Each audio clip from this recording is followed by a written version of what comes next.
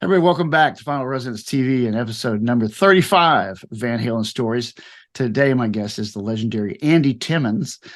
For me, he goes all the way back to Danger, Danger back in the day with the Kramer Hall of Flash guitar that I was so in love with that I think they were trying to do that. I don't know if you know this, but Lizzie Hale has a new guitar that she just came out with from Hailstorm, and they were trying to reproduce the Hall of Flash on this guitar. Wow, but apparently it's not environmentally friendly enough. No, I'll be done. Yeah, because there's a buddy of mine, Brian Meter, over the Guitar Sanctuary here in McKinney.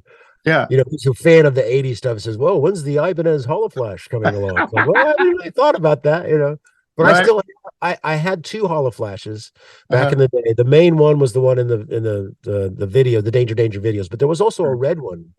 It didn't look quite as cool, and there's been a collector that's acquired a couple of my old pieces over time who really wants that old. But I'm holding on. I'm holding on to the OG Hall of Flash because it's a killer guitar. But sadly, it was a Floyd Rose Sustainer guitar as well. Okay, so, yeah, that's right. But those units, there's certain components that dry up over time, and there aren't replacements, so they just kind of die off. Sadly, I should put maybe get a Fernandez Sustainer, one of the modern Sustainers in there. But I really love that sustaining unit that Floyd Rose came up with. Yeah, I remember when those first came out. It was pretty cool at first, you could. Satriani still uses a version. I don't know if this is a Sustainiac or Fernandez. I don't know, but he uses it to good effect. At first I kind of felt like I was cheating. Like, you just hold this note. Right. But I did eventually kind of, and it's on that first Danger Danger record on a couple of the solos that I play on there. You can kind of hear it creeping in.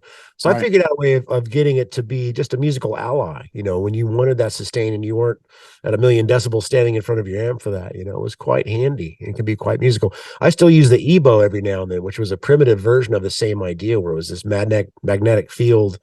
You hold this little battery operated device over your string and it would, like an electric bow, it would vibrate the string. So I still use that sometimes, but that takes more hands, you see, you gotta, so I need to get back into the Sustainer at some point.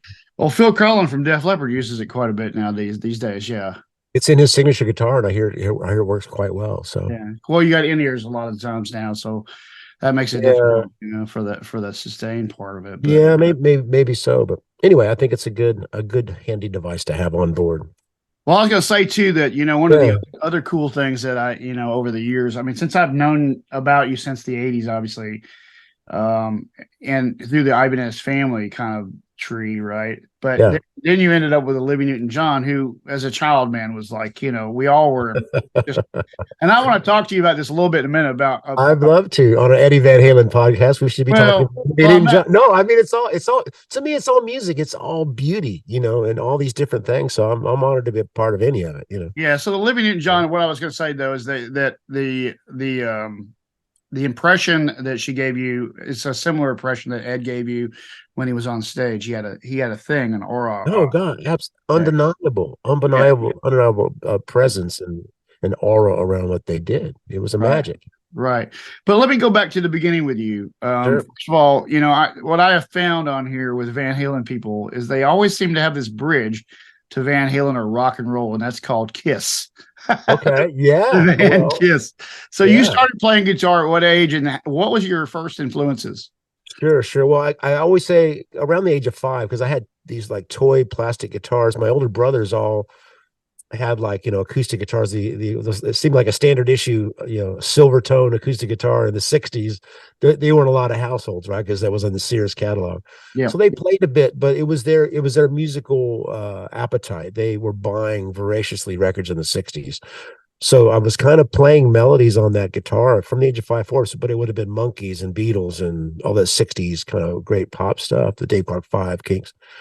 But when I really started learning and I, stole one of those acoustic guitars when I was 10 or 11, I was listening to Kiss a lot. It was the first records I was buying with my own money. I got my first job sweeping hair at a barbershop every day at school and all day Saturday. But so I got like $35 at the end of every week, and I was straight to Karma Records. And like the first thing I bought with my own money was Kiss Alive and the Raspberries Greatest Hits.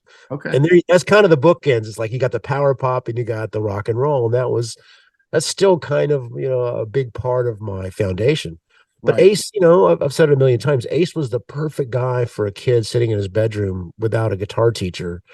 If somebody had shown me, a friend of my older brother, Bill Marks, showed me the A minor pentatonic scale and a bar chord, and it's still all you need. You could Right. make a Right. lifetime of great music with such limited knowledge. I always say Stevie Ray, man, it's not like he knew a million things, but he just the played the, this finite vocabulary just better than anybody else with more heart and more soul. But Ace was the right guy because he was the standard kind of blues rock licks he was learning from the British invasion, Yardbirds guys. You got Clapton Sure. and Page Right. Right. and Beck, of course. So but he just put it together in a really cool package. He and really composed great solos. They're very memorable. You change any of it. I always liken him to be like the Slash of his day. He never really quite got the muso respect that maybe he really did deserve because of and all the players that he inspired. And Slash always played these really wonderfully composed, great vibey solos. Right. Anyway, so yeah, it was all that and in the 70s rock at the time. So I was in a band from the age of 13 forward. And that first band, we were doing Kiss and Rush and Nugent and Foghat and REO, that Midwest arena rock. Mhm. So all that stuff, Nugent especially was an early guy for me. That first record, is a landmark for me. Stranglehold, Stormtroop, and Just What the Doctor Ordered. Hey Sure. Baby, just great rock and roll guitar. Um, remind me, so Van Halen one, is that 77, 78? 78. Yeah. So 78. So, by then I'm up and running for a couple years playing in my first band. And again, when I heard Eruption and You Really Got Me, and that we put that in our set, immediately, like, okay, I didn't know what tapping was, but I'd seen a picture and we didn't have video of Ed. Right. We didn't know, but it was a guitar player feature, and I saw, somebody was playing with the hand behind the fretting hand and moving like you're moving Right. the Yeah. nut or whatever. And so I learned that's how I played Eruption. And I was pulling it off and moving the Oh hand wow. behind it. Okay. So it was just a bastardized way because nobody in my town had figured it out. And that sounded close to me. I knew it wasn't right, but it's like, at least I could kind of do it. But just the sound and the vibe, and I love, I'm especially fond of the first two records. Right. They're Right. just on fire, and it's just the vibe, and yeah, the drumming, what I didn't realize until years later was that Ted Templeman was very much a factor. I was a huge fan at that time, also of the first Montrose record. Right. Right. Sammy Hagar and Ronnie Montrose, and is it Phil Church? Is that the drummer's name? I think it was. I'm bad with some of the band members, but it was just pre Van Halen in just the sonic approach. Ronnie's guitar sound and playing just otherworldly in that record. If you don't know it, I'm sure if you know Van Halen, you know it. But if you don't know that first Montrose record with Rock the Nation, Bad Motor Scooter, Space Station Number 5, it's just some of the greatest sounding. That was my for years, like a decade. It was if I had a show to go do, I would crank that in my room and just that was my get pumped up record. And so, Right. of course, then I discovered that, well, that's the producer that, Don Landy, that did all the early Van Halen stuff. Just they kind of had the template set, and Van Halen walked in and just raised the bar, of course, with Eddie's playing and the great songs, just great hooks. And Right. Roth's delivery, man. It's, we don't need to get into Hagar versus Right. Roth. Of course, I love Hagar. I especially love Sammy in Montrose. That to me is my favorite work of his. So I like the Van Halen stuff too. But just the complete, devil may care attitude of the whole band. It had such swagger. It just felt great. It made you feel good. Right. But Right. as a guitar player paying attention, you're also like, oh dear, how do I do that? That sounds fun. Right. Right. Sure. Right. Yeah. That's what I was gonna say. Yeah. It sounds fun. That was sort of the next thing I was going to get into. Yeah. The whole thing with Edward, there was so much more to him than just his chops. Oh man, This was absolutely. this thing I was going to get into with you about his personality, because Mhm. one of the things I'm trying to do with this podcast is try to bring out the person and his effect, not only by his guitar but by the way he presented himself as a stage performer and as a Sure. person. Yeah. I think he comes from like the thing that you had mentioned in another podcast, the shy guitarist that sat in his room. I think that's a very common theme with our guitar players, right? That's me, man, you know. Right, right, for me too. So I mean, not Ingve probably, but for us, Well, in his own, I would say in his own way. I mean, there's lots of psychology. Read his book. Read his book. It's pretty it is a interesting. good book. It is a good book. I don't think it's not the most. I love any like music autobiographies, but I voraciously read the stuff because it's always whatever your opinion is of the artist. It's always an interesting story. Right, all And right. what they've been through, why they are the way they are. Right. There's so much psychology there, and you'll get to understand him a little bit in that book. Like you say, you've read it, and so pretty interesting. But like you say, people's facade and persona can be very different from the human being that they are, and some people are more natural. And for me, those are the ones I'm drawn to. Eddie Van Halen is one of those people. Olivia was one of those people. Jeff Beck was one of those people. You could just tell when somebody's being real. They're not having to put on anything. Their music, if it's a voice, if it's a guitar playing, they come through their instrument. You know what I mean? And I think that's why we're talking about Ed like we are. There was no facade, there was no divide. It was his pure spirit coming out, without bullshit, and without trying to be someone. It was natural. And the moment for me, and I know this, I'm sure this made people fall deeply in love with him like I did. Is it the Jump video where he's just looking at the camera and smiling, playing this incredible stuff? Not this persona of I'm a rock god, I'm a rock star. There's plenty of that comes through naturally, but man, that little impish smile, like, this is so much fun. I'm having a great time. And why not show that? If you know my music at all, you know that I'm not afraid of emotion. I want that to come through. I want all the stuff that I go through as a human to come through my art. And if that resonates with people, that's a deep honor. Mm-hmm. But those are the ones that I'm naturally drawn to. And like I say, Eddie, just shown in that way. It's such a deep way. Yeah, yeah, I agree with you totally. That was like with the I think I saw the Unchained video when it first came out. Yeah. When in about '82 on Yeah. Don Kirshner's rock concert. Yes, one of the few places we could see music. Right, right. So that moment Awesome. for me, not only the smile and the way he looked on stage, the chops, it was like, whoa. Up to that point, I think Ace Frehley would have been the guy, that I knew. You know what I mean? And yeah, sure. And then I just get totally just blindsided by this video, and that really changed it for me. But I think part of that element is what you're saying with him. He had this natural love for the way that he came across the music himself. He embodied it in some way that, and people talk about that on here all the time about how he moved, how he smiled, everything about the way that he presented himself touched the world. Right on, man. In a crazy way that like you work with Olivia, and I think that she did the same. She touched the world, not only through the movie, but the movies that she did, but also her music and her smile as well. The same. It's sort of the same. You know what I mean? Woman from the same place. It's so cool that you draw that analogy and that similarity because, from my time working with her, I worked with her for about 15 years. And even though I stopped working with her in 2015, we were very good friends till the end. We stayed in touch and really loved each other. Mm-hmm. She was easy to love, but that's the thing. She, people would ask me all the time, what she was really like. They just kind of feel like that can't be real, but it was she was even better than that, because she was just a lot of fun. She was Australians in general. Yeah, you're right. There's a certain reverence and charm and realness to them. They're just not this level of bullshit that is so common. So it was a real genuine thing, and she genuinely cared about people, and she genuinely worked really hard on her art and all the projects that she did a lot of philanthropic and a lot of of course cancer awareness.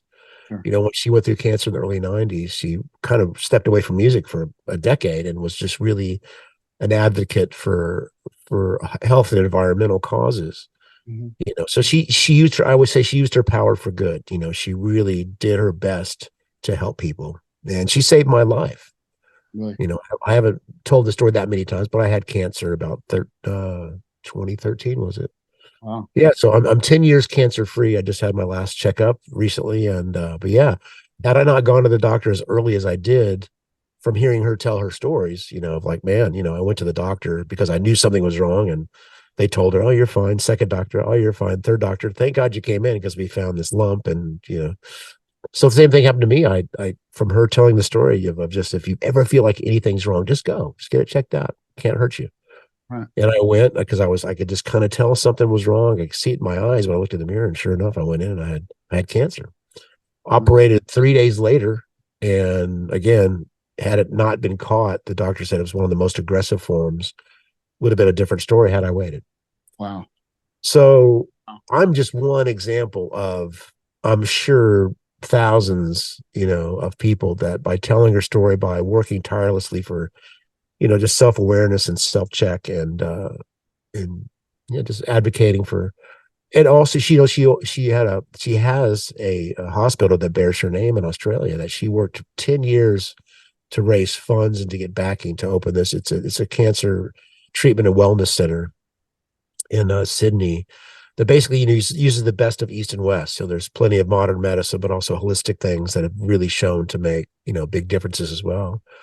And she's survived many years. And unfortunately, the third time it got her. But again, she lived a long, special life that touched, like you say, touched a lot of people. Oh yeah, And yeah. It touched me when I was a child. I mean, I one of the first shows I saw was her. oh, really? Wow, Yeah, how yeah. cool! Yeah, my dad got tickets last. Wow, We ended up third row, and I was like sitting right in front of her. So wow, that's this it. is So probably was that physical. probably the physical tour? Because that was the last big tour she did in the States, I think, until I started working with her in the late '90s. Yeah, physical. But that was about as big as you could get. I mean, that was number one hit for 10 weeks, and she hated that song when they gave it. She's like, I don't want to record this, and she finally gave in, and then sure enough, it's number one for 10 weeks.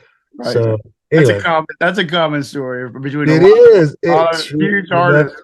you There's never know. You some never amazing know. stories like that in the business. But I want to come back to her later, That's okay. and I may take this and put it into a separate Yeah, piece man. Whatever you want because to I'd do. love to have that as something on the channel because Yeah, I loved her. I really did like you I did, know, man. and I Yeah. think everybody loved her. But I did one of the things that's really cool is that the Taylor Hawkins benefit. I don't know if you noticed this, but I did see that. I okay, did see they had well, her because she had just passed as well, right? all right, so they had her on the drum head, right? Yeah, I saw that. I Behind her, saw and ironically, Wolfgang Van Halen's on stage with that. for the first time playing Van Halen songs. Yeah, right. And His yeah, honoring his that's right. father, I thought he kicked butt, man. I thought he did so great. right? I don't know him at all, but I felt proud. Like, yeah, man, you're kicking butt, He kills it. honoring your pop. It's such a sad thing, especially for him, obviously. But Right. yeah, dude, he's owning it, man.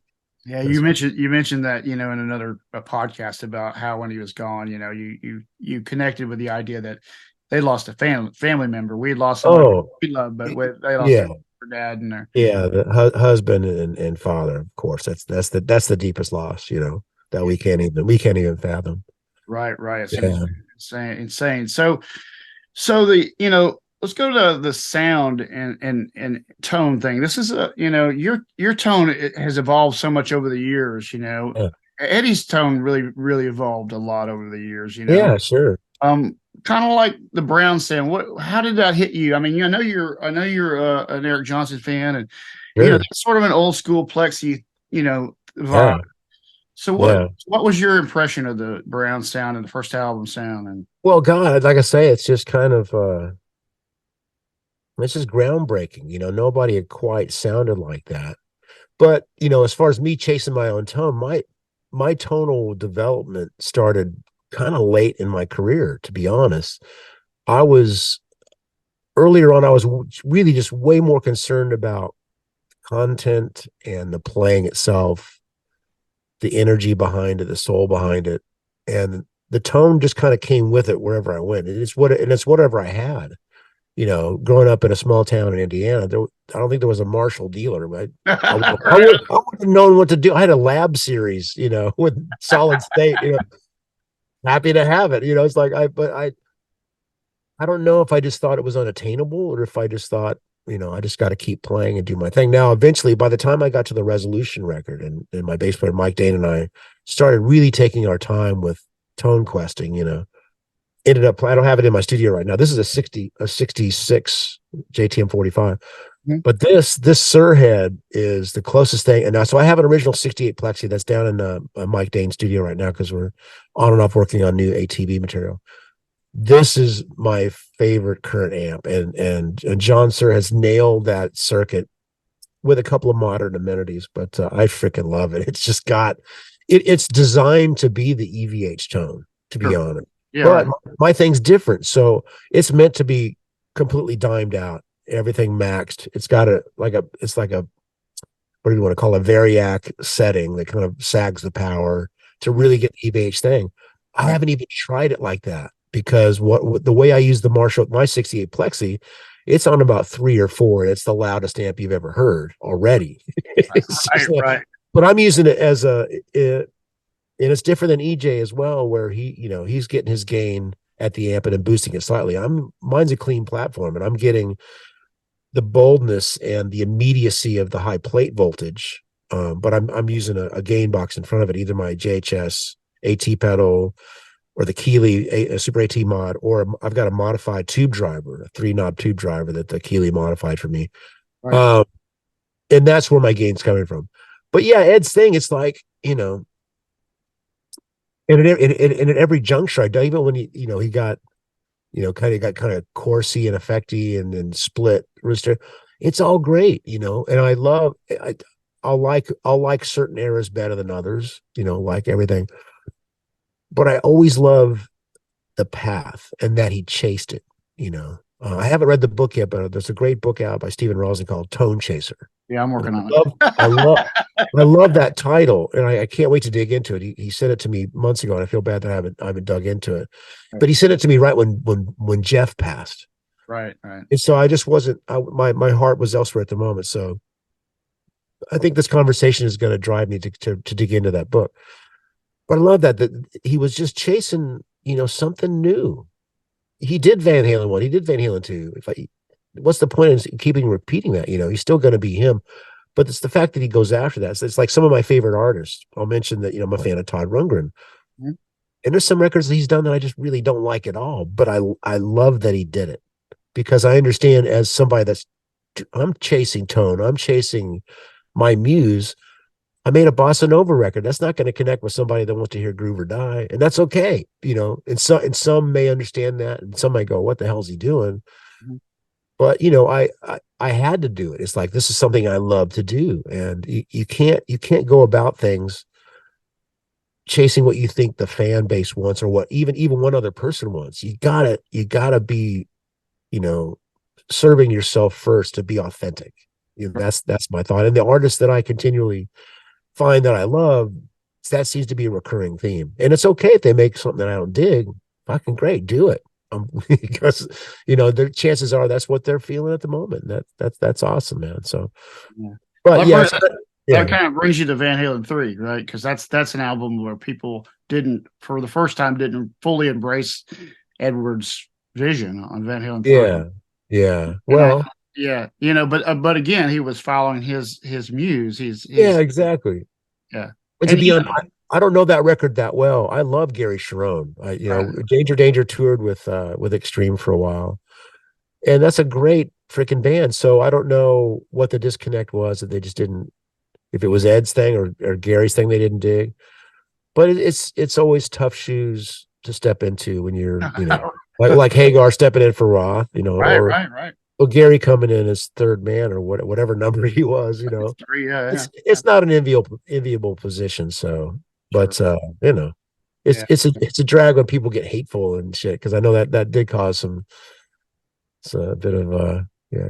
consternation. What do you want to say? Controversy, but it's okay. It's okay.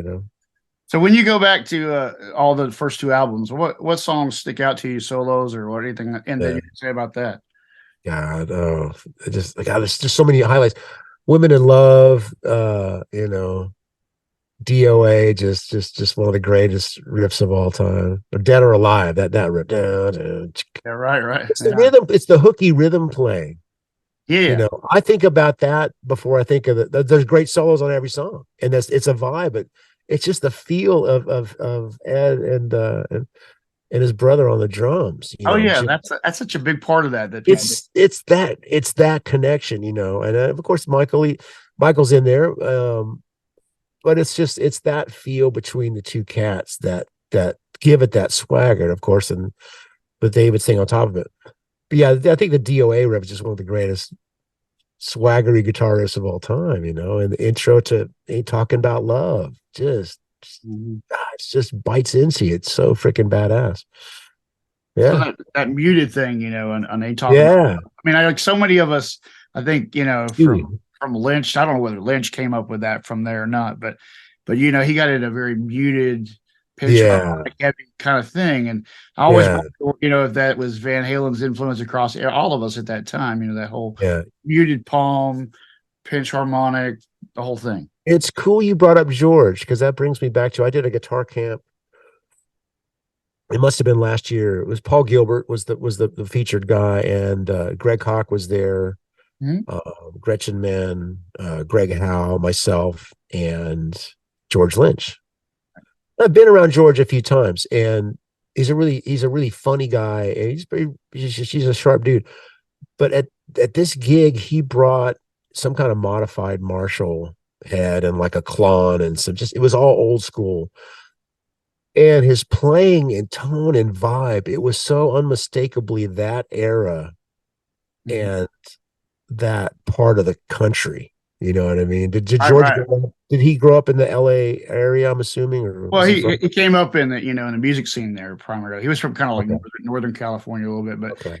but yeah, he grew It's that scene it when he was was. such a thing. It wasn't somebody trying to be something. It was like, fuck, this is Van Halen level thing. You know what I mean? But he's a really incredible improviser and really adventurous. I hadn't really been around him in that context, and seeing him just kind of go for the stuff that he was going for. It was really inspiring. And the tone was it was pretty killing. It was way old school, late 70s California. And it was pretty magical. We all had a really good time experiencing that.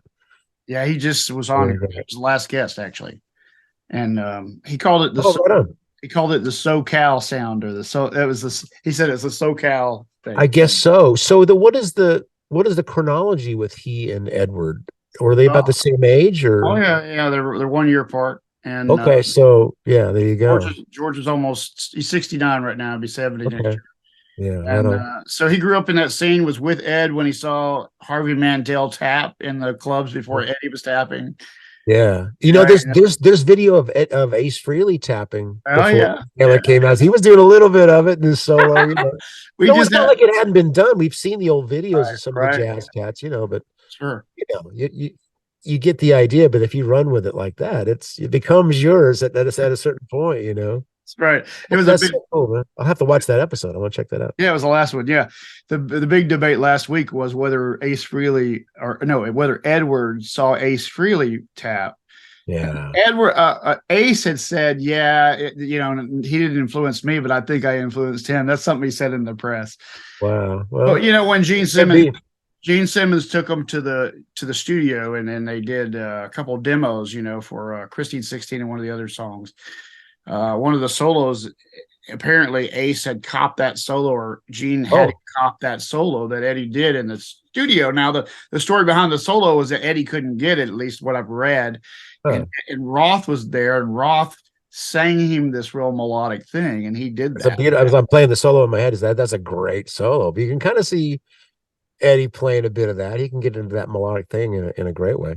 One Right, thing right, about one thing about Beautiful Girls, I've always thought, maybe you know the history better. Well, you sure. you will clearly know the history, but I love them. I need them. Can't Yeah. live without them. No, is that not Gene? It sounds like Gene Simmons to me. It does sound like it, but I love yeah. them. I need them. Oh yeah. So, As a kid, I thought that's got to be Gene Simmons. That sounds just like Right. It sounds could like be it. Roth just imitating his guy. I don't know. But what one thing you're saying about Beautiful Girls, this is an interesting conversation I heard Paul Gilbert go through with somebody about Eddie's the way that Eddie would react to Roth. They would when Yeah, like he did with his brother, he would be playing off his brother and they played off each other from a time standpoint. He would yeah, play off Roth's lyrics like in an echoing kind of way. He would yeah, at the end of that Beautiful Girls where he's playing all those licks, there's like yeah, not one that's the same. It's like yeah. that's gotta be 35 or 40 licks. And No, it's great. none of them It's were the same, but I gotta wonder if some of that, of course, he was a big Cream fan, and they were adventurous in their improvisations.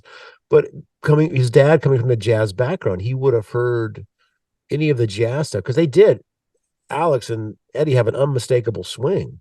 yeah. You know, you don't get by trying to swing. You get it because you feel it, and you only feel it if you've really absorbed a lot of the great jazz music. So obviously in jazz that's a very common improvisational thing where people are really responding to each other in real time. It's not overtly or exclusively jazz, but it's way more commonplace in that pantheon for that kind of conversation to happen, as opposed to rock guys that tend to kind of stick what they're doing. They're going to play their part. They had that freedom, and that's what came across. There was this in the moment thing, that can just be that kinetic human experience that you're not going to get when everybody's okay. Record your perfect part. Okay, that's your part. Okay, let's punch you in it. That's why we love those records, and they have the feel. Same with the Beatles, man. It's those guys playing in a room together. They had two tracks in the first few records. They're singing and playing live, and it just has an energy to it. And with the greatest drummer back there, Ringo, making it swing.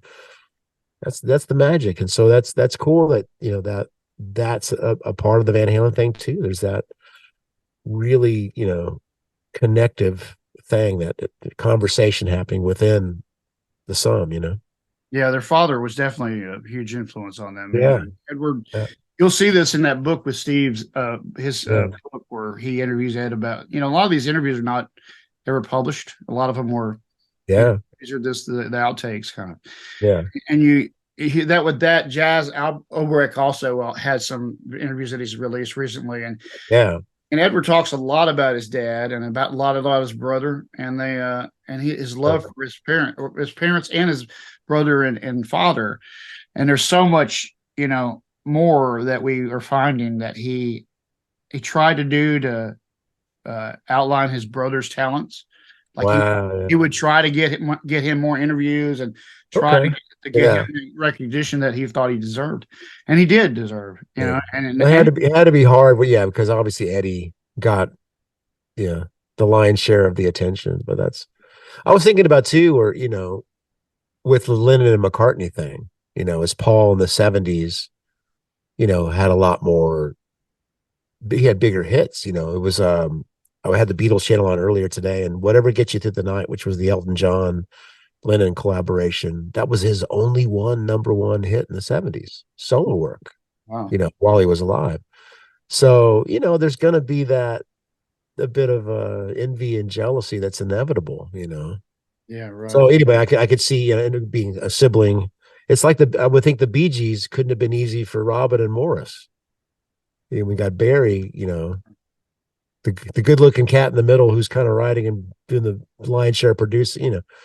So there's all those dynamics, but it's cool that Ed, did his best to shine that light. And yeah, I absolutely in a very deserved direction there on his brother Alex. But Sure. Yeah, there's a lot of layers to him personally that I'm sure this is one of the reasons why I wanted to go back to, not only contemporary players or players like yourself who, are students of it, but yeah, also the people that grew up with him on the streets when he was a kid, and oh, for sure, learn sure. more about who he was as a person understand these things about his childhood with his father, Oh man, how this jazz influence was permeating in the household and all those things that we kind of know but want to know more yeah. about. Well, that's it. That's all these things lead up that really shape the artist. That's why I was gonna say, man, I love any autobiography or biography. Remember all the behind the music series or whatever, it's like Sure. always, tragedy and, agony along the way, but that's just it's anybody's life, but especially the music business can be particularly treacherous. Yeah, but it's, hopefully always a story of redemption in some way too, of just people working through whatever they had to work through. Right. Speaking of that, I just saw Ann Wilson yesterday. Oh man, I Yeah, love yeah, her so much. yeah. She's her voice is still so. When I walked in and we were at a Yeah, small venue, we have a yeah. venue here in town. I'm in Huntsville, Alabama. Okay. We have a new venue that's about 1,500 capacity, smaller venue. Right. She was Yeah. there with her band. Wow. I don't know if you know who Ryan Warner is. Do you know I Ryan? don't. I do not. Steve Warner's son. Oh shit. Well, there's a lineage. Right, right, Close, right. And Steven. Ryan's a big Van Halen fan. Oh, nice, And he's a nice. big Van Halen fan. So I didn't even know he was with her, but Yeah. yeah, she was still, that voice and that tone. It's something like, Steve Perry. You just can that tone is Yeah. just so so it's just like the guitar tone of Eddie Van Halen. It is. You're absolutely right. I agree that she's definitely the greatest female vocalist. It's just an amazing Just stuff. kind of owns that mantle. Not that there has to be a best, but I love her so much, man. From the first record, I remember hearing crazy. It was like probably 78 as well. That was a big year. Mm-hmm. Crazy on You came on the radio, and then Magic Man. I was like, good Lord, just great. It was great to see that last week. Okay. So close up. I love. I don't know about you, but I love to be as close as I Oh, can be. oh yeah, absolutely. I just saw Peter Frampton in the front row a few Right. weeks ago. See our heroes, man. That's just well, it kind of goes back to this thing when we were kids. We couldn't see anything. Yeah, exactly. Always in the nosebleeds. That was me. My first concert was Kiss in 1976 Okay. on the Destroyer tour, and I was at the last seat at the top of the arena. My mom dropped me off. I'm 13. My mom drops me off at the stadium. And the place is filled with pot. You just like it's all wafting up towards me. So I remember about the first half of the concert of that. Right. But that was the day I knew. I just this is what I'm doing. I was already playing. I was already getting my thing together. But it was kind of like, wow, this is incredible. Isn't that funny how our parents would drop us off at 13 years old? Like, Incredible. Like that was a different day. right. I Yeah. kept thinking about my mother when she dropped me off to see. I think it was Billy Squire in '83. Wow. I went by myself. I didn't go with anybody else. Yeah, okay. There you go. So she drops me off. I'm thinking, did my mom drive all the way back home, or did she just drive around the block? Yeah. I don't even know. My mom didn't come back to pick me up. I found a ride home. Like I don't know what she was thinking. Like I guess I knew another kid there from my class that was there. And I think they dropped me off close to my house. I think they just dropped me off on Green River Road. Yeah, I was like, anyway. Well, didn't want to go too far out of their way. It was like 2 blocks away. Right. Anyway, you're from Texas, but you're in Texas now, but you're from Indiana. I'm from Indiana. Yeah, I was born in Phoenix and lived there till I was 5 in Arizona. Then we moved to Evansville, Indiana. Age of 5 to 19. Then I moved to Miami for 2 years to go to school down there. They ended up in Denton, Texas in '85. Danger was New York. I moved there from '88 to '93. Then moved back to Texas. So it's been my home since '93. Okay, cool. Wow. Yeah. My life in a sentence. Yeah. Well, that's enough about me. But I mean, I have a similar kind of moving around a lot when it was just wherever the music took me. It was literally right. Once I left home. So this whole thing where guitar players they're in their formative years. You said this in your another interview about shyness, or being a refuge. Sure. We know that Edward kind of went there too, and George says this in his last interview that he played it until it was in his bones. Like he would go. Yeah. The difference between Edward and me and everybody else in Los Angeles was that he just played more.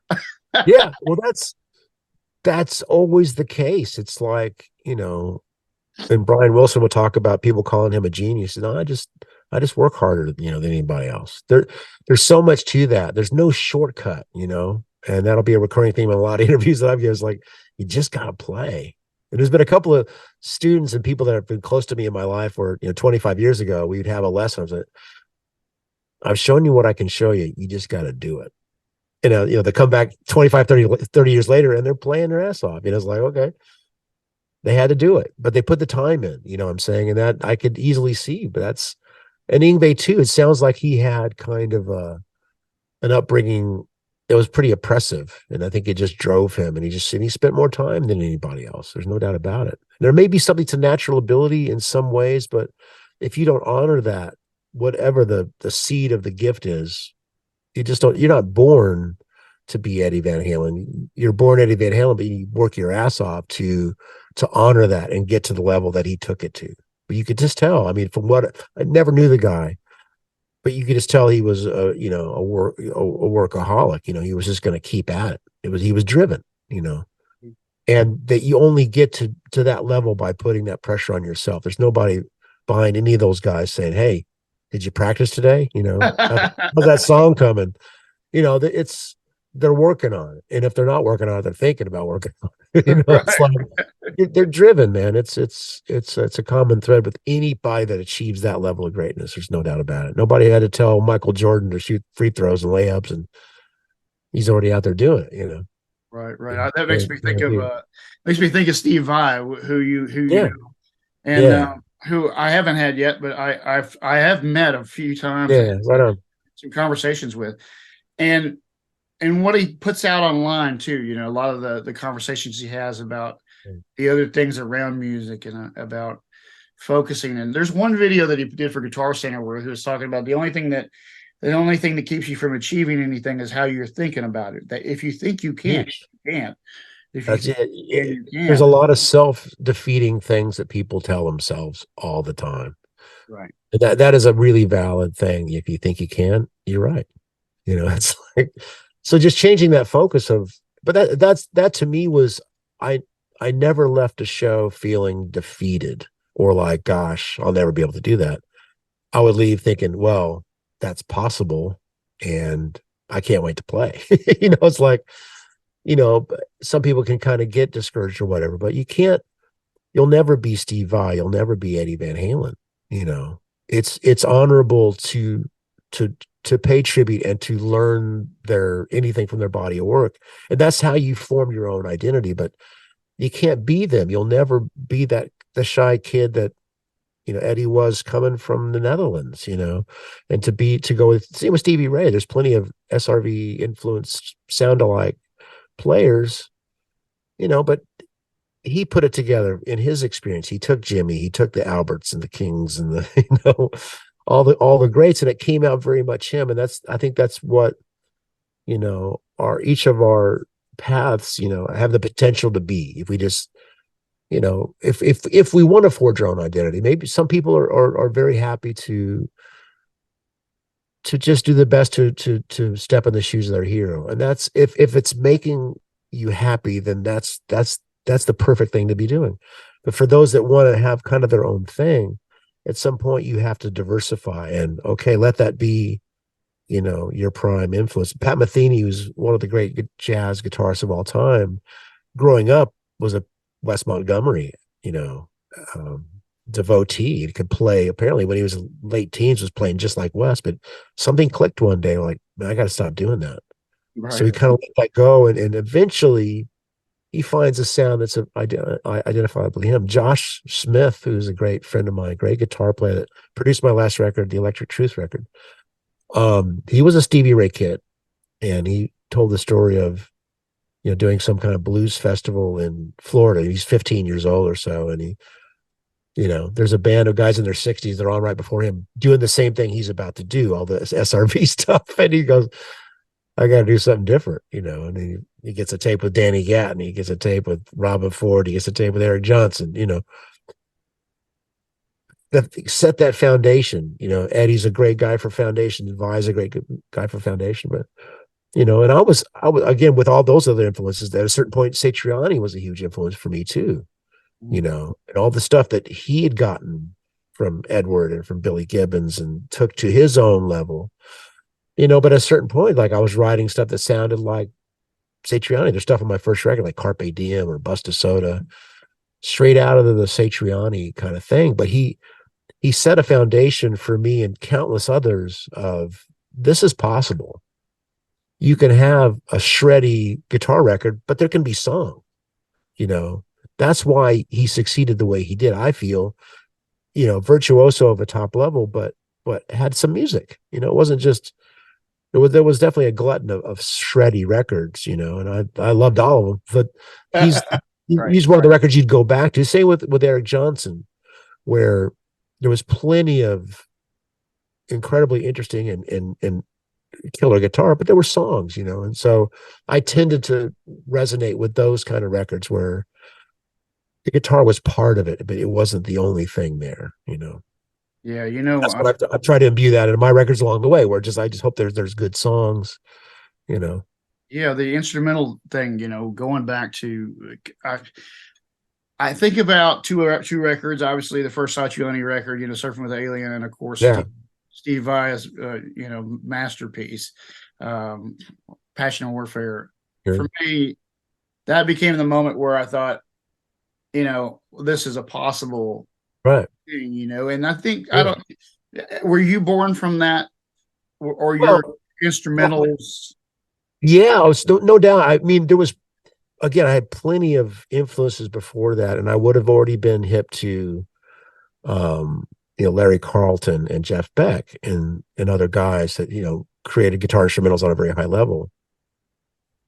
But when they came along and as I was progressing as a rock player, that was like, oh yeah, okay, this resonated even more with the energy that I was playing with. This is something, again, like the very first instrumental I recorded was called It's Getting Better. Mhm. And it was actually intended to be there was a sound page competition when Guitar Player magazine, Yeah. this was 88, used to have these little flexi disc records you got inside the magazine. You put it on, and Yeah. Vi had it, Blue Powder, Cliffs of Dover from Eric Johnson from the first Austin City Limits, all these great pieces on there. So they had a contest, send in your tape, and if we'll select the one, then we'll put it on a sound page. So a good buddy of mine, Rob Wexler, recording engineer, I just started working with, was like, hey, I've got some studio time. Come in. I didn't even have a song, so I kind of cobbled this song together with this riff that was kind of Jeff Beckian. But you hear bits that sound like a little bit of Vi. There's some even Tony McAlpine sounding stuff. I was listening to Maximum Security a lot at that time. Sure. So, and then Surfing with the Alien, I don't know what you could do if that was already out by then. It was about the same time, 87, 88. But that was the light bulb moment for me. It's like, yeah, this is possible. No Yeah. offense to the lead singers out there. We don't need a lead singer. We are the And, lead. We are the lead singer. so it's great. So, and again, my career has been in a way to where I get to do my solo records. I'm fortunate that I have people that are interested to hear them, but I love being the band member. I love being in Danger Danger. I love being at Simon Phillips's, fusion thing, or being with Olivia. They're all gratifying to me, Mhm. And then I have my moments. I play with my band, make my records, great. But I'm all in for music. If it's great music and I can be a part of that, man, I will show up and be the best version of me that fits into that serves the music. That's but I clearly in my band it is mostly about me, but there's going to be songs. There's going to be a nice ensemble feel hopefully happening. You think that balance between your personal, music that you create, your instrumental stuff, and the ability to drop into the other projects like Olivia or whatever, you say if it's about music, it's all good for you, but Yeah, this gives you a kind of a balance between being the creative that you are yeah, on your own terms, but then being able to fall into Olivia's, yeah, whole thing. It's just sort of yeah. well rounded is the way I like to think of this. I mean, but this just says that you could do all these different things. You don't have to do one thing. Well, a lot of it also is like the necessity to make a living. It's like Sure. the instrumental guitar biz may not be the highest paying gig out there, right? But I certainly was never driven by commerce.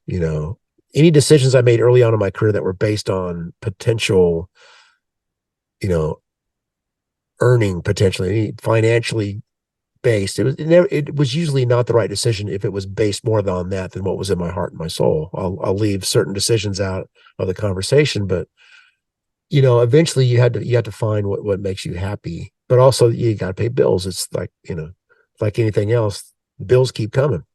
Sure. So to find, I was blessed early on that my goal really was never to be a famous. I don't know. I didn't consider myself being a famous artist. But I did. I just wanted to be a solid session musician, or just find a way to make a living playing music.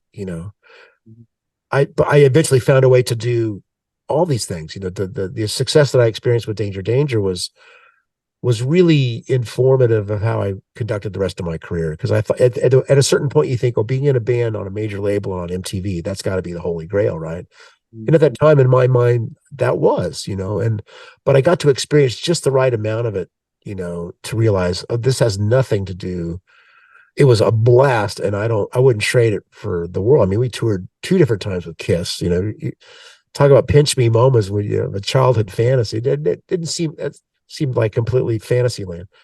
But to do that, but then to get out of it fairly unscathed and just come back to Texas and just start releasing my own music on my own terms, that was way more important. I after being on the label, it's like I never want to do that again. I'm just going to make the music I want to make. I want to own it. And if 10 people hear it, so be it. And it kind of trickled out in that way. But then along the way, to have offers from people like Simon and Olivia, or whatever session work, just countless jingles and just session work. It's all fun for me. It's a challenge to do something that serves that situation at that time, and it requires being able to separate the ego. It's not about, when I'm on stage with Olivia, it's not about, here's what Andy Timmons could do, man, check this out. It's what's going to make this great artist sound the best they can in front of the fans that are coming to hear those tunes. That's the way I always approach that. And I had a great band working with her, because I was the band leader as well as the guitar player. It was an honor to be a part of that, man, to feel that love coming towards her on stage. And she treated us great, and we hung and we loved each other. So it was more about later on in life, picking and choosing the things that, you wanted to do with people that you enjoyed being with. There's several gigs I've turned down over the years where it might have been a bigger profile or more heavy rock, but I was like, I don't think I want to be around these cats, whoever it might be, XYZ. Mm-hmm. Not XYZ, you know what I mean? Not exactly. Right, yeah. I get you. They were cool. XYZ. Anyway, so yeah, I'm just kind of rambling, but yeah, I just feel so freaking fortunate that this is what I'm still doing, and I still feel like I've got a long way to go. Tone questing, with writing better tunes, with expressing more through the guitar. I think we're scratching the surface, So, just to be on here with you, I'm honored. Even we're talking about Ed. This isn't about me, but somebody that we deeply love and honor. That's just been one of the greatest of all time that ever will be. There's very few chances of somebody to come along to really flip a switch and go, this is new, this is exciting. But Yngwie did the same thing in his way. Obviously the Becks and the Claptons and the Pages in their day. Sure. I'll put Noki Edwards up there from the Ventures. He was an early virtuoso. But even Link Wray. There's a great documentary of the people that are students of musical history called Rumble. Yeah. It's on one of the streaming platforms, and it has to do with Native Americans in rock and roll or music in general, and it's extremely illustrative and informative about the role of a lot of Native Americans in music. And you'll be shocked to find some of the influence on the blues in particular. You got to watch this. But Link Wray was probably the most famous. I didn't even know he's American Indian. Had no idea. I didn't either. But these are the things that were not advertised because it was detrimental to their careers. It's like, anyway, so you're, the whole thing with Ed, though, I would say, he kind of gave us all this spark to like, for me, it was like I woke up. This was it. Yeah. This is what I was going to do. And it was just because this guy, and here I am talking to you after, 40 years of doing this. And and I'm making my living playing guitar just like you. And it's like such an amazing journey. Yeah, like I don't know why this is, but people like you have been around since when I was starting. From the beginning of time. Some of these folks, like it's just almost like if you just stick with it. Yeah. And you keep going. There's a lot to that. I never gave up. You never gave up, but again, it's not it's one of these it was some interview I was hearing, somebody was kind of a motivational cat. It's like, if I knew now what I was going to have to go through to get to where I am now, you might have gone, hell no, I'm not doing that. Right. But the long vision is always so strong that you and I and a lot of people watching this, we were willing to just work through all of that. all the stuff that got put in our way, all the heartache, all the incredibly negative stuff and dark and very lean times, it just kind of didn't matter in some ways. I lived in some just pretty horrible situations, but it was the music meant so much that it just it didn't matter in a way, and there's some people that may not be willing to deal with that, and that's okay. That not everybody's designed to do this, but Sure. those that are driven and those that are, just so into it, and whether it drives you to become an artist per se, or just somebody that's just still involved in music as a teacher, which is a whole set of chops that I admire incredibly deeply. The great teacher is a beautiful thing.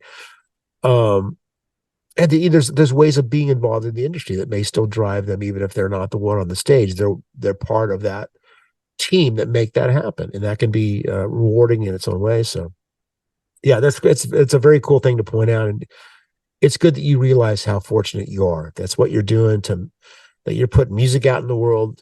It's a positive thing. People need it. We're blessed to be a part of that equation for sure. Yeah, yeah, and Edward was the spark for me, and so many of us, I know, and that's why I do this thing because That's awesome, man.